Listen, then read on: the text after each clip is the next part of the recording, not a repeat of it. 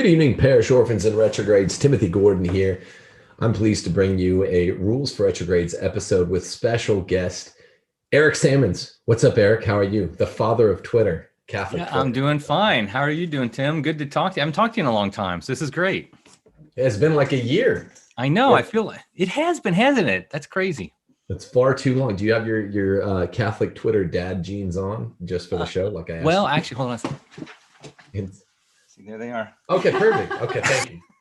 I mean, thank you. And the world thanks you. Yeah. Yes, exactly. Everybody wanted to know that. I thought that it would be appropriate for us to start out this interview with you asking me if my car insurance is all in order. And that's right, exactly. Wiper fluid in the that's right. The bin. I should have had some good dad jokes ready. Oh well. I thought you always did. I thought that was your thing. Man. I know. I'm failing you. Well, so a lot has changed with you. I want to talk to you about a couple very, very cutting edge things. One is this crazy German synodal church, which involves a bet that you and I had, and it also involves Steve Skojic about a year ago. But before that, just tell me what's been going on with you. I was excited to be notified by my people at Sophia that you are the new editor of Crisis. It's actually not cutting edge news anymore. Congratulations. Thank you very much. Yes, it's very exciting. I started at the beginning of the year, and I've written for Crisis for years, just on and off. And they reached out to me and asked me if I was interested, and I thought it'd be a great opportunity. I think Crisis has done good work for years. I remember when I became Catholic in the 90s, I remember reading Crisis magazine, and so it's very exciting, and I hope to take it in a good direction that really helps the church. And I mean, from the name of it, Crisis, the whole point of it is to try to address the crisis in the culture and in the church. And one of the big things for me is I don't want to just complain about the crisis. I mean, we have to call it out when things happen, but I want to give actual, okay, what do we do then? What's our response? I think that's a key thing that sometimes we miss. We get so caught up in complaining or woe is me of what's going on, but it's like, no, we have to actually do something about this. And what do we do? So I'm hoping that Crisis is part of that, along with all the other stuff going on in the church. Excellent. Well, I noticed that topically, I know you a little bit, and I can discern that you're accepting certain kinds of articles at Crisis. I think it's a really positive direction. I always liked the online mag anyway, and I've submitted lots of pieces there and had them run there myself. But I'm going to test you. I'm just going to send a random good piece and a random bad article. There we go. I'm gonna ask you, Eric, can you tell me which one of these is my good piece, my bad piece? Test your editorial. Very good. Very good. I'm looking forward to that challenge. That'll be good. Yeah, I'm trying to get some new authors as well, new writers. One of the biggest things I wanted to take Crisis in a direction is very practical articles. I mean, the majority of our readers read it on mobile, and most of our articles are typically between 1,000 and 1,500 words. And so what that means is I want it to be very practical, where somebody who's reading on their cell phone, they can read it, they can understand it. They don't have to go super deep, but it gives them practical points of, okay, here's what happened, and here's one take on it that could maybe help me understand what happened. Nothing, it's not an academic journal. It's not I love reading academic stuff, but this is not the purpose. People aren't doing that on a cell phone, on short articles on the internet. So I really want to make it very practical pieces and have some people. I was very excited, like Janet Smith, who hasn't written for Crisis since 1990. She submitted an article last week for the first time in a long time. We ran a piece by her, and Bishop Anthony Schneider, we had him write something a week or so ago. So yeah, so it's exciting. Yeah, no, in all seriousness, I was making a joke, but I'm very glad that you are at the helm of the ship there. On the topical note, we have news today that the Vatican is reviewing the German Synod proposals to veto bishops, elect pastors, and ordain women. And this is something that you and I and all of the Catholic commentariat were talking about roughly a year ago, before the beer bug broke out. Yeah. And it's an interesting article. Let me read you the first paragraph, because some people haven't read this article over at The Pillar. It broke about 20 hours ago. The Vatican is reviewing a set of proposals under consideration for approval by the General Assembly of the synodal path of the Catholic Church in Germany, which we've all talked a lot about, this crazy synodal path. The proposals include the election of bishops and pastors by church members, elected lay committees with the power to overrule the decisions of bishops, and for a vote among German Catholics on the ordination of women to the priesthood. Now, these are all wacky ideas. What do you say, Eric? What's wrong with the church in Germany, and what's wrong with the church right now? You're the editor of Crisis. Yeah, I think, well, it's an interesting point, because I actually think there is probably too much centralization in Rome. And so on a theoretical level, the idea of a more decentralized church on some level, I don't think is a bad idea.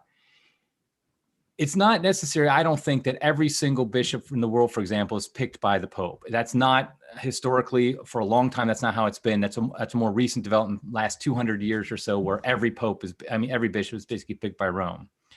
So I start off by saying that. But then Germany, there are a bunch of wackadoodles. They're crazy. But they do like kind of divide up some things, like the ordination of women in the priesthood. Obviously, that's just a no-go. I mean, I don't care if you call yourself a synod, if you're a bishop, whatever, you just simply can't change that. So even the fact that they suggest that as a possibility means they're not Catholic. I mean, they're not acting Catholic, at least. The idea that lay people could overrule the decisions of bishops, I think every one of us has within us a little bit like, hey, that wouldn't be so bad in some cases. I mean, if you're living in Chicago, you might want to have that power, or Washington, D.C. But the fact is that just goes against the divine mandate of Christ, that in which bishops have authority, and we pray for them, we hope, and we challenge them to wield it correctly and appropriately, but we don't have the authority to overrule them. I mean, whether you like it, if you don't like that, become Protestant. I mean, ultimately, that's what it means. It's just, and that's exactly what they're doing. They're just becoming, I mean, that's the birthplace of Protestantism. They're just becoming Protestant. Now, the election of bishops and pastors by church members, that one I could theoretically get behind in certain situations. It really would depend on the details.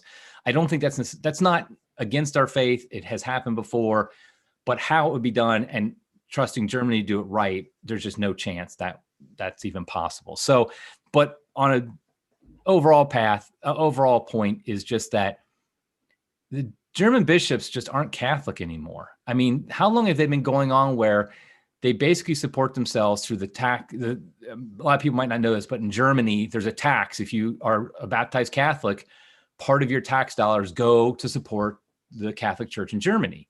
And you have to renounce your baptism, essentially, in order to stop that from happening. And a lot of people have actually renounced their baptism because of that. But that system makes it where the bishops there, I mean, they're supported no matter what. I mean, they just can do whatever they want.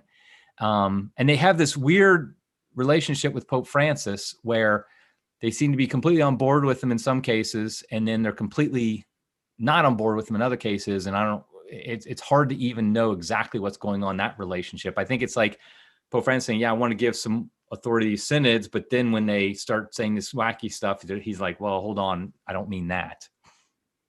Yeah, it's something like UTEP two-step, the old Timmy Hardaway move, I guess the Buenos Aires two-step that Francis has happening with the Germans and the Northern Europeans, because in one sense, I'm not going to pretend I don't know what the St. Gallen Mafia is. These are his friends, and these are the people that put him in power, in at least the most rudimentary mechanistic way. These are the people that really wanted a Francis pontificate in the first place. And we know to some extent, I'm not going to go through and catalog all the ways that they are the power players, but they do walk between the raindrops, and they have for about 8 years now. But to another side of the coin is Francis sometimes gives the appearance of chiding them, or at least decelerating the acceleration that they seem to be garnering there, the Teutonic bishops, 503 years into the Germanic Reformation of the church, really the revolt in the church. And let's give this a little bit of context. You and I and Steve Skojek had a bet, I think about 14 months ago, as to whether or not women would be, formally ordained bishops. And I was like, I backed it off a little, and you're teasing me. And I was like, look, they're going to be given all of the ergonomics, all the intelligible functions of deacons. And I don't know where that left the bet. And also, I failed by the timeline. I think I have COVID to blame there, but I said it would happen within 6 months. Nevertheless, I want to talk about hey, 6 months. That was a hard deadline. So I think I have to wear a LeBron shirt saying something positive about LeBron James. Yes, which I know how painful that is for you, but I'm willing to, in the spirit of graciousness and being the dad, of Catholic Twitter, to absolve you of that, because, COVID did slow things down. I think the bet was like by the end of last year, there'd be women deacons or something like that. Right. But essentially, it was a fun bet, because the fact is, you and I are in agreement that the direction is clearly to give women as many liturgical roles as they can get away with, and push the envelope as much as possible. And I think we both know that's the recent decision of Pope Francis to have women lectors and acolytes. That was, that's clearly a step in that direction. It's clear. Honestly, the whole bet from my perspective was more of timing. I just didn't think they'd do it they wouldn't do anything by the end of the year. Right. And they didn't, but that doesn't mean we don't both agree that we know where they're going, where they want to go. I mean, they want women priests and women bishops. I personally, the whole women deacon thing, I vacillate. Some days I think, no, that just can't happen. I mean, if they did that, that would be something that would be against the mark of the church. That it would somehow undercut the what the church is. Other days I think, well, it would be terrible, but it wouldn't necessarily undercut the foundations of the church. So today I don't know what I am, but clearly they want to make it where, to the average person looking up there's no difference between what the men and women do. Yeah, there's an important hook with the beer bug, COVID-19, as it happens to be called, because not only did it decelerate whatever head of steam might have been had with the expediency of the German bishops and pushing the church to strange new places vis-a-vis women deacons or whatever. They want women priests, according to this new headline. Right. There seems to be an interesting interaction between the concepts here. The justification for having women ordained in any way, whether it's just ergonomically, which is a soft kind of non-ordination ordination, or actually, according to the Germans, not only having ordained female deacons, but priests. That justification was to make up for the lack of priests to minister to those in the Amazon, not around the whole world, but the Amazon. In the post-COVID-19 world, in beer bug world, this would, one, be extended if they get their wish, now that it's 2021, not 19. And almost all the churches are operating under strict attendance caps, meaning the justification is even more erroneous than it was in the Amazon Synod in whatever that was, October of 2019, right? So no one can get into churches. Half of these churches are more of a clown show than they ever were, being held outdoors now to add insult to sort of aggregated Novus Ordo injury. And with no one in church, they're still claiming, and with virtually no one in the world being from the Amazon region, they're still claiming that they need more services by the women. Does this give the lie to what they're doing in Northern Europe in the first place, in the episcopate? Yeah, I mean, I think we all knew during the Amazonian Synod that was just a reason to give for making it worldwide. Nobody thought that they would say, oh, we'll have women priests or married priests or whatever in the Amazon, but then everywhere else it's going to be just fine, and we're not going to ask for that. Everybody knew that was just their entry point. That was a way they designed to introduce it. And it's just like everything that's introduced in the church. It starts off like, okay, we're going to have this little exception over here. And then all of a sudden it blows up into everything. I mean, if you go back to the Anglican Church with allowing contraception in the 1930s, it was just for married people in certain very restricted situations. That was the only time contraception was allowed. And of course, within 20, 30 years, everybody's like, yeah, whenever, it doesn't even matter if you're fornicating or adultery, whatever, as long as contraception is all good. And so it was always a joke. And just to take it back for a second on the whole synod idea is, I personally think that Francis's push of synods is just a facade. It's a way for him. I mean, I haven't read it, but of course the book Dictator Pope, it's a way for Francis to rule the church and give it the veneer of being a community of people. We're a synod, we're all getting together, and hey, this is just what the church wants. I'm just going with the church.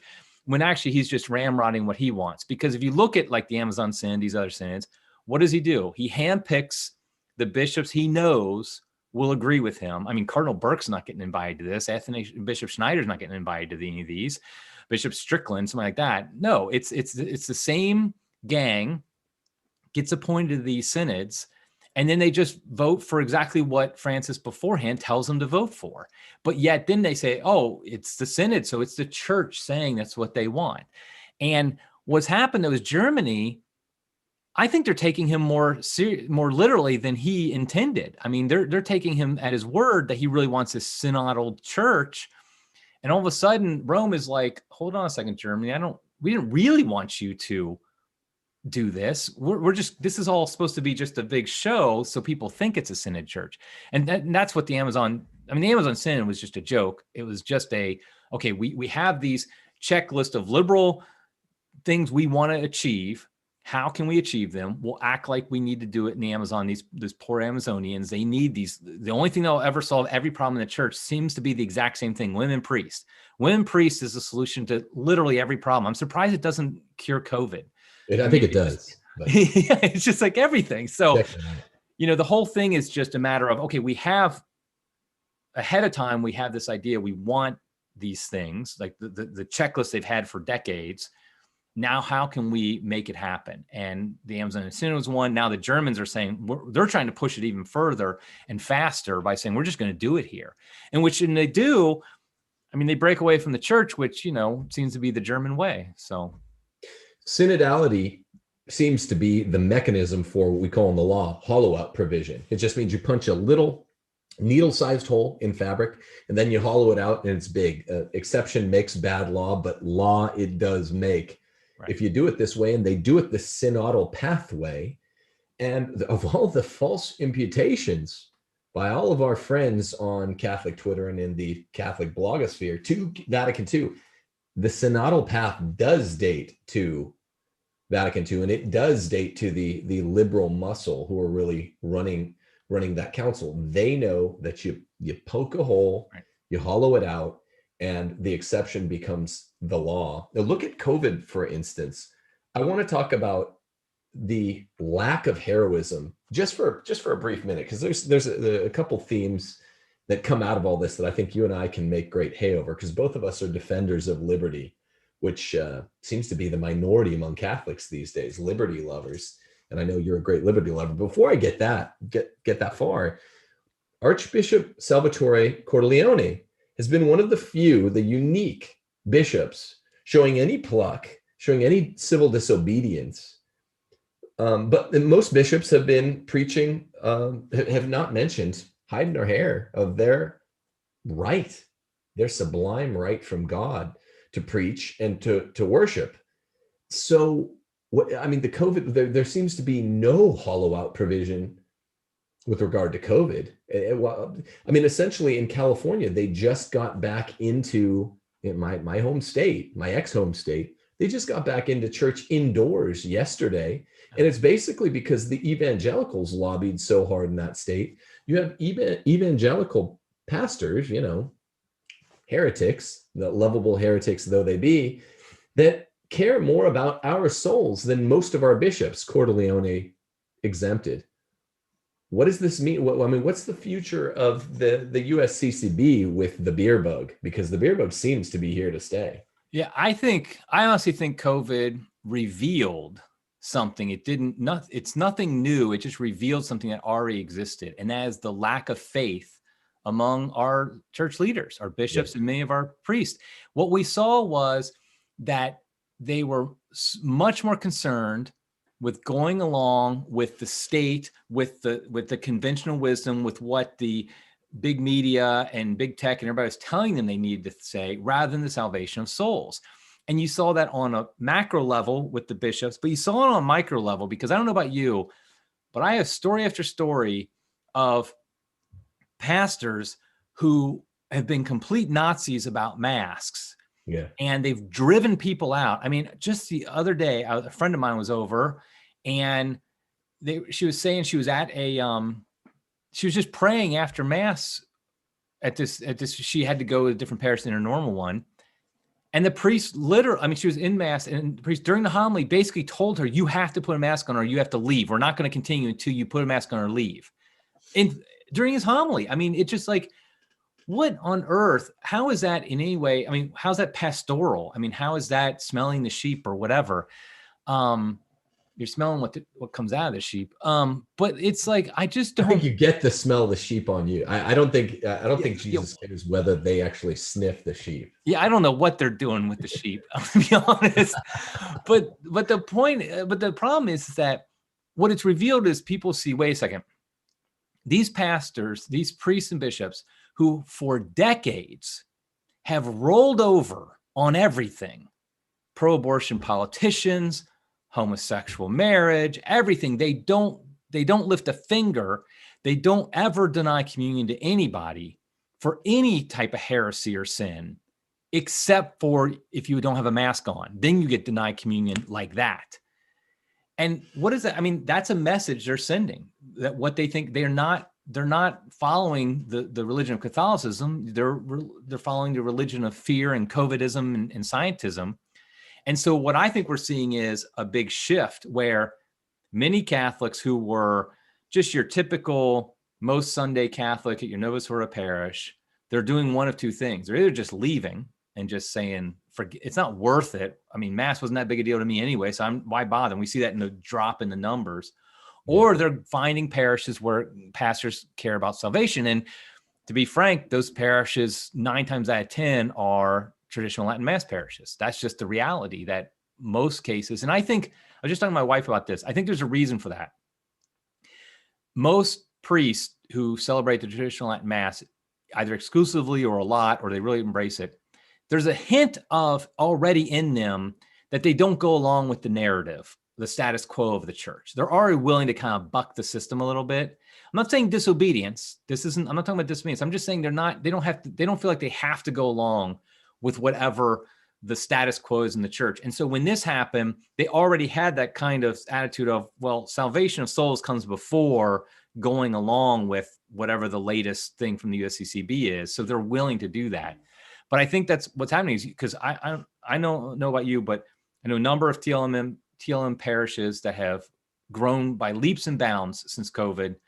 And I know a lot of parishes are dying and just cratering members. And from what I hear, I've heard from a number of people, but these dioceses, they got no money. I think we're going to see a rash of bankruptcies over the next couple of years, because why would anybody give money to a place that's not even servicing them? I mean, they're shutting down. They're not letting you come.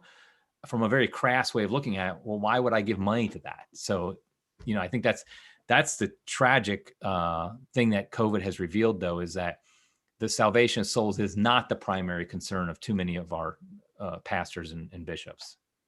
The number is not 9 out of 10. I think it's much, much more aptly 49 out of 50 or something like that. If we're trying to be realistically, cut the bull and say faithful parishes where you're going to be admonished in the right direction. I think 9 out of 10 way undercuts it. I think probably. You're going to be diocesan or one of the FSSP that is faithful and tells you, look, we've dealt with the cold a couple times per year, the flu once or twice per year. We've dealt with this before. We're the church. We dealt with the bubonic plague. You guys need to consider your souls, and let's get back to some soteriology. That's going to be 49 out of 50 times places that are either very friendly to the Latin Mass or FSSP or ICKSP.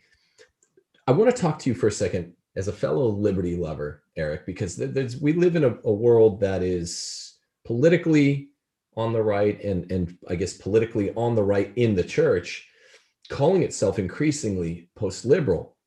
Let's consider the kind of confluence of the last three things we've talked about. The role of limited government in the world, during COVID. The importance of limited government during COVID has expanded. Liberty is always the most important thing to be preserved, both theologically and politically, by the good regime, if you ask me. But during COVID, that's just become more evident. Let's assess that from the perspective of some of these German bishops. Look at what they want. Look at what they really want their churches to do. And I say, look, here's the superscript.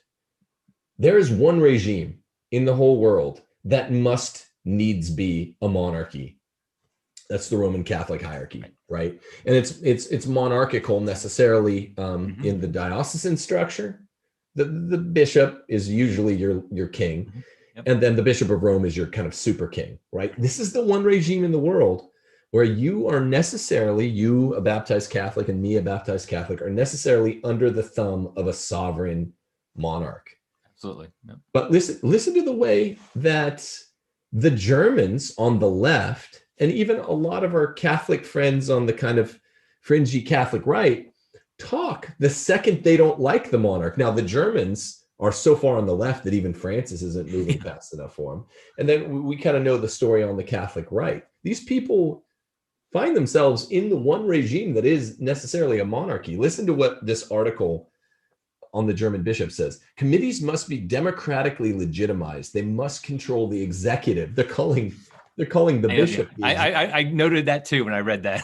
It's hilarious. If it is foreseen that the bishop or the pastor can veto a decision, a qualified majority must be established by which it can be overruled if necessary. I want to point out, and I do point this out to a lot of my dissenting Catholic friends on the right who dissent a bit more than me, maybe into disobedience. I say, look, you guys aren't getting the irony here. And COVID should help to point it out, that you, on the one hand, politically, you say you're a post-liberal, a monarchist, which isn't necessarily the same thing. A monarchy is one of the good regimes, but I'm for a kind of enlightened liberal monarchy, the kind that Aquinas and Bellarmine liked, if you go that direction at all. But the point is this: you want more monarchs under the sun? Here's the thing. We're not even dealing well with our little bishop monarchs or our super monarch, Francis. The second all of us start not liking the decisions, and by the way, I started whatever it was, like the day after Francis took the chair of Peter, and I've actually, I don't think I've ever lived under what I'd consider a good bishop in any of the various places in the United States. I don't like it, but except you can't dissent under a monarch. That's the point. They squelch all opposition. They don't stand up for our religious liberty to go to church. It's the I can't remember if Chris Ferraro worked with the Orthodox Jews there in New York or in the California. It was the evangelicals. It's not the Catholics that are standing up for our liberties. So our friends on the Catholic right who say they hate liberty, who mistrust liberty, even though I guess that makes them voluntarists, which is Protestant, it's really weird because they're the first ones to dissent when we're like, look, we live under Catholic hierarchy. This is the one regime that, according to our teaching, must be a monarchy. The rest of the countries in the world, why live under the thumb of a monarch who has the plenary power to do sort of unenlightened, despotic things like this at will? Why live under any more than one? I'm a bet hedger. What do you say? Right. Yeah, and I think there's also a fundamental misunderstanding by most Catholics of the virtue of obedience. And what does it mean to obey, in this case, our monarch? Because as you said, the Catholic Church is a monarchy by divine institution. That cannot be changed. It cannot be turned into a democracy. Now, the monarch can decide to give more authority and powers to people under him to make decisions. He has that right because obviously he's the monarch. He can do that. But the point is that our obedience to the monarch, in this case, the Pope or our bishop, it is it is never absolute. The only, as St. Thomas says, the only absolute obedience we ever have is to God. We never have absolute obedience to any man, even a monarch. And so we don't always, we have a hard time as Catholics understanding. And so, like, for example, on the Catholic right, as you say, you go to the full extreme, like the Sede Vacantinis, where they just don't like the monarch what he's doing. So they just say he's not the monarch. We don't have a monarch anymore. We don't have a pope. And it's like, well, that's convenient, but that's not Catholic, because as a Catholic, when the monarch is not doing a good job, then you can challenge him to do a good job. You can point out how he's not doing a good job, but ultimately you can't overthrow him in this monarchy, and you can't just say he doesn't have that authority. And so it's a frustrating thing. And don't get me wrong, I'm super frustrated by it all the time.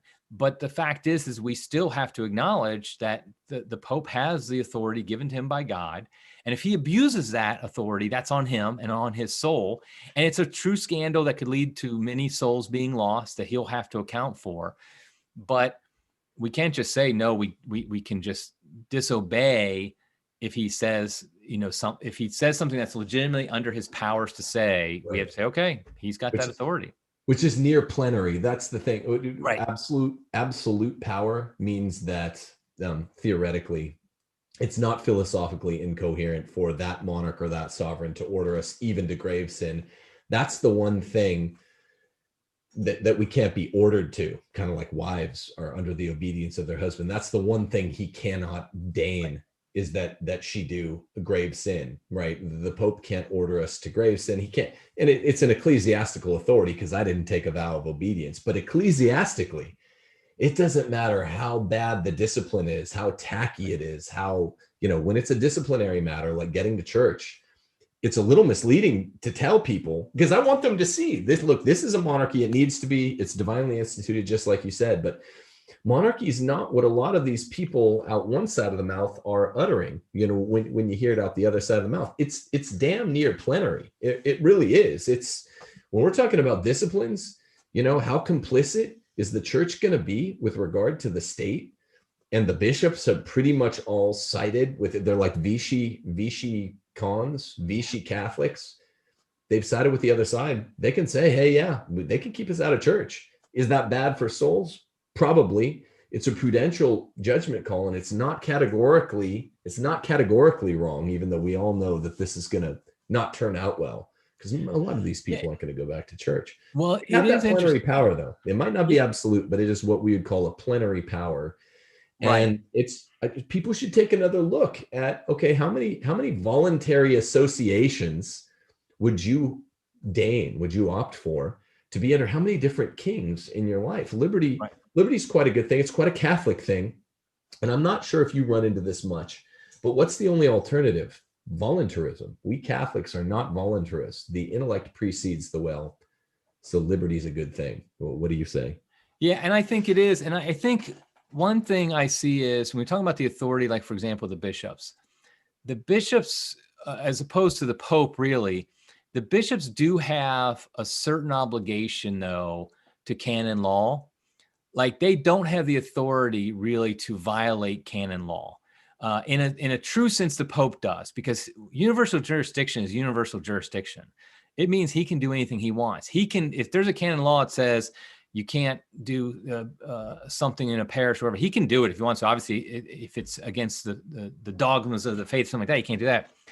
But a bishop can't. And that's been one of the big debates on the bishop's authority to deny the sacraments, for example, to a non-mask wearer, is that the canon law explicitly states when a person can receive communion, and that a pastor cannot turn them down for communion if they are in a proper state and basically various things are true. And mask wearing is not as one of them. And so it's a tough case. I'll admit that. So if a bishop or let's say a pastor says, I'm not going to give you communion, you can't be here in mass if you don't wear a mask, some would argue, well, he has that authority because he is the dispenser of the sacraments, and he can tell you, for example, that you can't walk in naked, for example, and receive communion. But this is where I think we have debates about what's really allowed. Like, okay, does a pastor, for example, really have authority to tell somebody you can't receive communion without a mass, because canon law seems to argue against it. But going back to your point of liberty, though, I just think the real fundamental problem is that the bishops and a lot of these priests seem to have a taste for authoritarianism now. All of a sudden, like they really don't like somebody. They really want people to obey them slavishly. A friend of mine just sent me a letter from a bishop. I can't remember which one it was, who basically her pastor had to read it out at mass, where it said, "I've heard that some of you at this parish aren't following my mask wearing rules and stuff like that. And if you don't start, I'm going to have to do something about it." I mean, almost it's literally worded like that. And it's like amazing because, like I said, for years, the Nancy Pelosi's of the world, go out for communion, no problem, talk about how great devout Catholics they are. The Joe Bidens of the world do that. Nothing ever happens. And that's an abuse of liberty. Yet when somebody has the potential for actual use of liberty, in the sense that maybe they, for whatever reason, they're not wearing a mask, it's like, no, you cannot do that. And so it's a real rejection of what I would say is true liberty. That the bishops have a certain authority. I mean, they're given the authority to serve Christ and for the salvation of souls.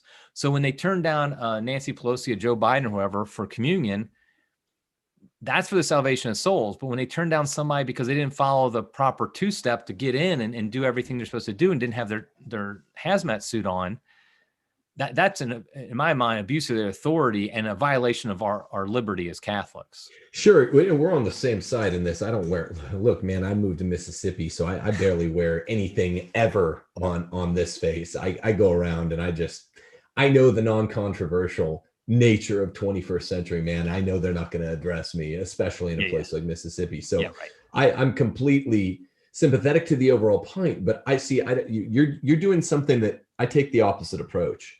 I want to, for one thing, I just disagree. Unless the bishop's a sovereign, people need to get, because people are LARPing now. It's been a big thing, emperors, kings, Holy Roman Empire. It's been set on the shelf. It's been set on a pedestal as this wonderful thing.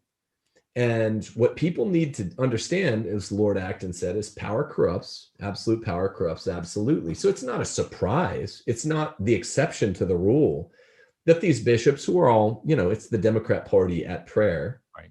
The USCCB, that they get a little taste of power and they become monomaniacal about it, like Captain Ahab. This is the rule, not the exception.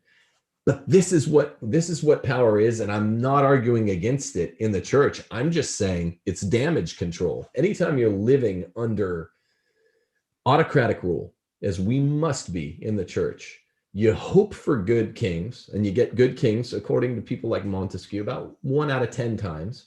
And then the rest of the time, it's pretty rough. And it's the best form of government that 1 out of 10 times, but the rest of the time, it's pretty rough. And those are pretty consistent numbers with the bishops. We'd aspire to get 1 out of 10 good bishops. Right? Yeah, I think it's love that 1 out of 100. But the point is, I know. See, it's not a categorical evil. The bishops can deny whom they want to deny, and if they say, because they're little radical left-wing autocrats, they think that the coverings are really important morally, as even Francis has talked about. They have that plenary power. That's the nature of a king, even in the church. So I think people should get a good taste of it and then be intellectually honest. Intellectual honesty is one of the most lacking virtues in the world today. This is monarchy. We can't change it in the church. We're just going to ride it out. And don't try to liberalize or mitigate what monarchy is. There's an absoluteness there in almost all ways. On the other hand, we ought to appreciate that we have free will. We have the free will Christian iteration, rather than voluntarist Protestantism, which does not actually believe in liberty theologically. And so I just think it's funny the way that the church and the state have interacted throughout this whole beer bug pandemic. People don't seem to get the punchline. The punchline in the joke is, you want more monarchy rather than less. Yeah. I'm not there, and I don't. I think not enough people have gotten that joke because it's not that funny. Yeah, and I mean, it really has been. Like I said, I think that things that were somewhat hidden before have been revealed through this, and fundamentally, the bishops do not seem to care about our salvation. Yeah. And that's the real thing. They care much more about appeasing the state, appeasing the conventional wisdom, appeasing the media, the narrative, whatever it is. I mean, almost not one bishop has stood up and said, maybe this whole narrative about COVID isn't exactly right. And I'm just going to say, and I'm willing to say, no, I'm going to go against it. Not one really has done that.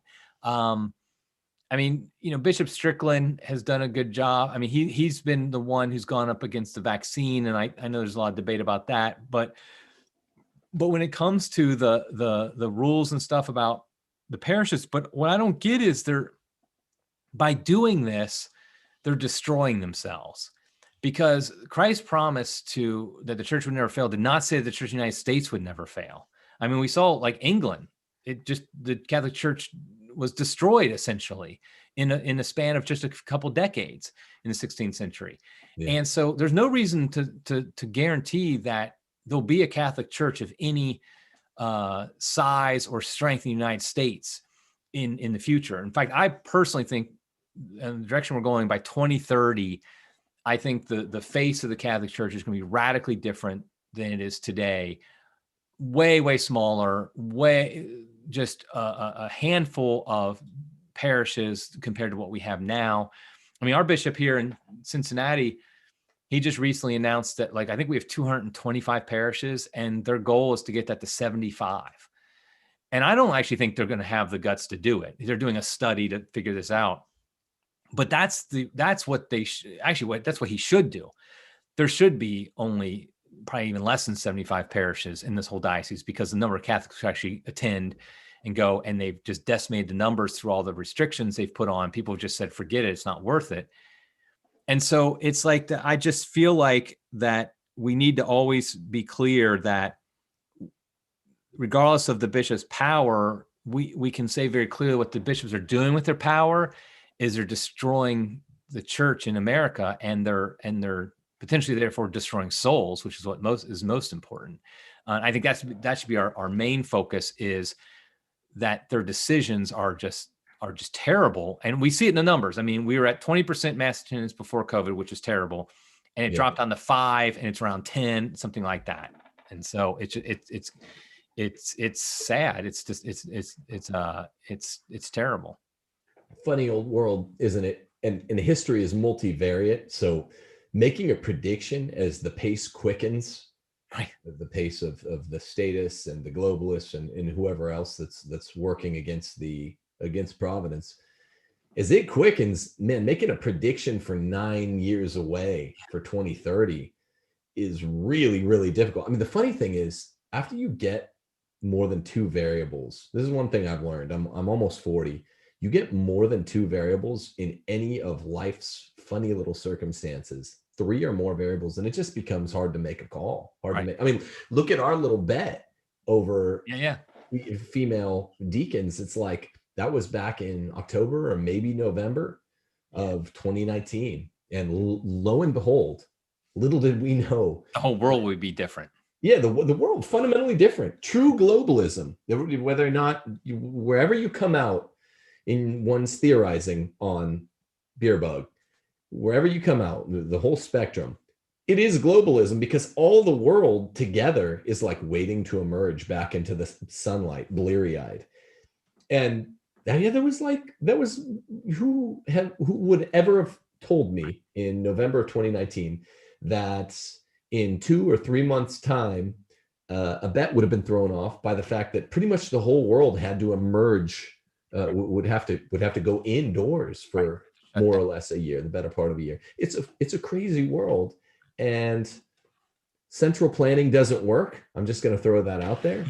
And places like Florida are thriving, even with their allegedly laissez-faire with respect to this all. And places like California, of course, are not, as they're on the cusp of recalling their governor, and the bishops across all these places, aside from very small number of exceptions, have gone along with it in a staggering way. But I still think, Eric, that the Germans will be indulged one of these times. I mean, the way I look at the relationship between Francis and the German bishops' conferences, they're his friends. He can't come out and say how close of friends they are, but at some point, now we're officially at 8 years since this pontificate has been announced, now that it's February of 2021. I think at some point there will be one more coming out party. And I'd like to ask you one more question if you have time, because it involves the sort of broad scope of this pontificate. It's funny, with respect to this all, we have 8 years in. This is now the mark, kind of the point of no return, because that's the length of Benedict XVI's pontificate, right? We have 2 remaining dubia cardinals, which you don't hear so much about these days. We've got Walter Brandmuller, and we've got Cardinal Burke, the American. The other 2 have died. And these are kind of the guys that led the charge against this pontificate. They're not leading the charge against ordinary magisterium or anything like that. They're faithful princes of the church. And they led the charge against Francis in the way that the book says to do it.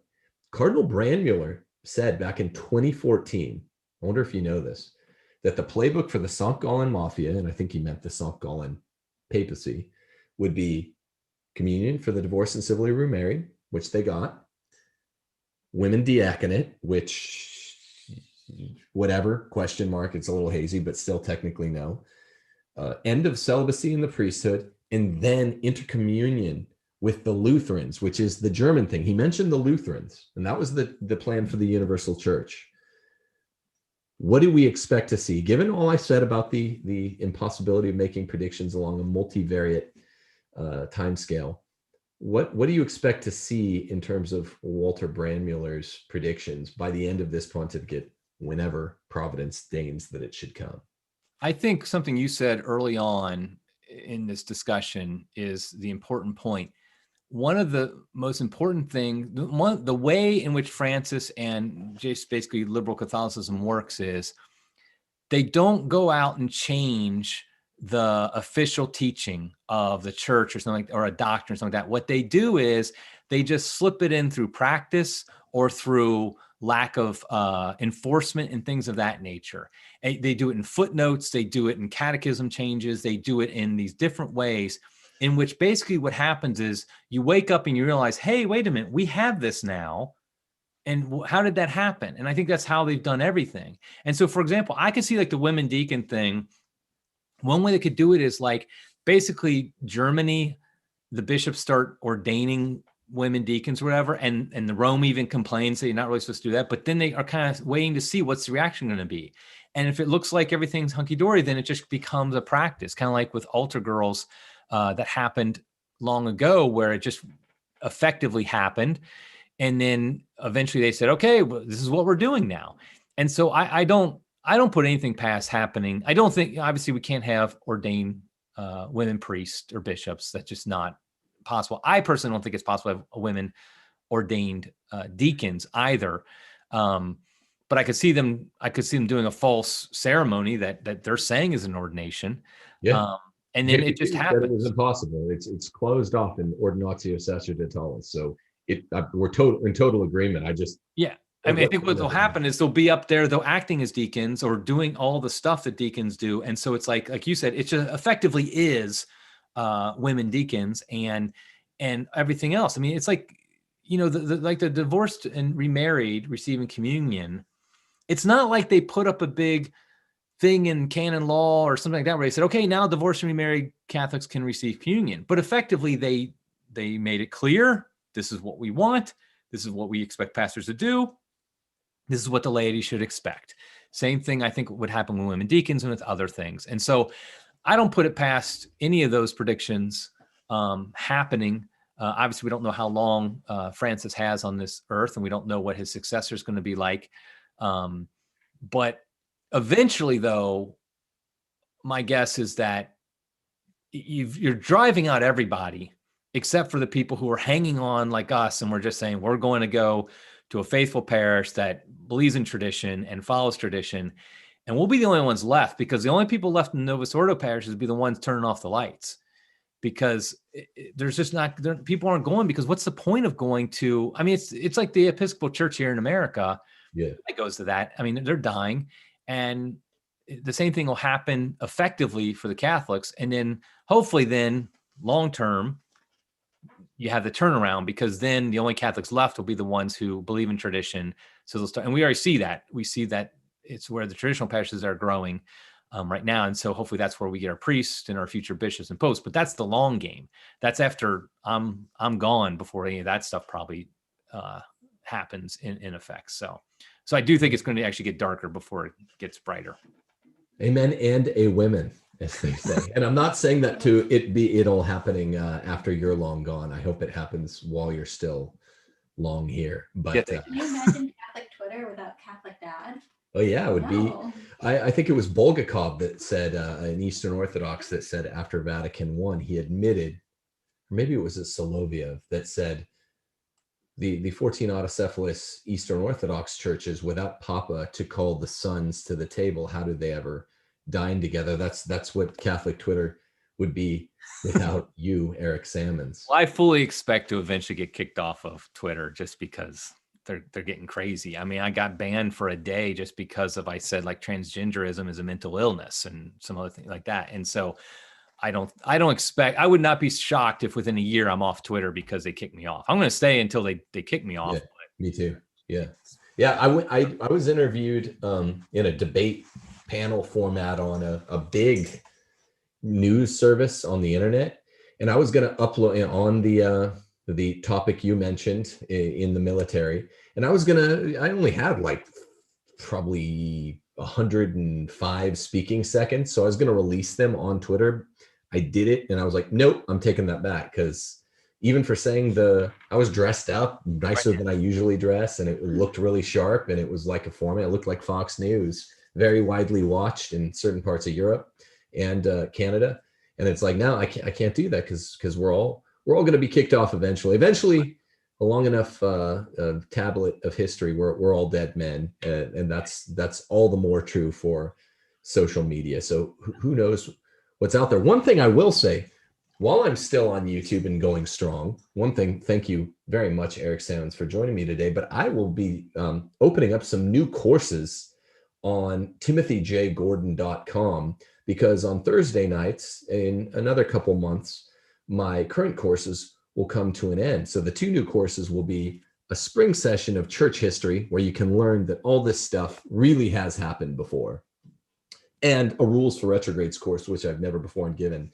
So go and click enroll on timothyjgordon.com. That'll be Thursday nights starting in April. We're opening enrollment now. It's already open. So I really appreciate all the parish orphans and retrogrades congregating here to meet Mr. Eric Sammons. I appreciate you, and I'm genuinely happy that you're at the helm of the ship on crisis. Eric, thanks for joining me. Yeah, thanks so much for having me. And everybody enroll in Tim's classes. I'm sure they're going to be great.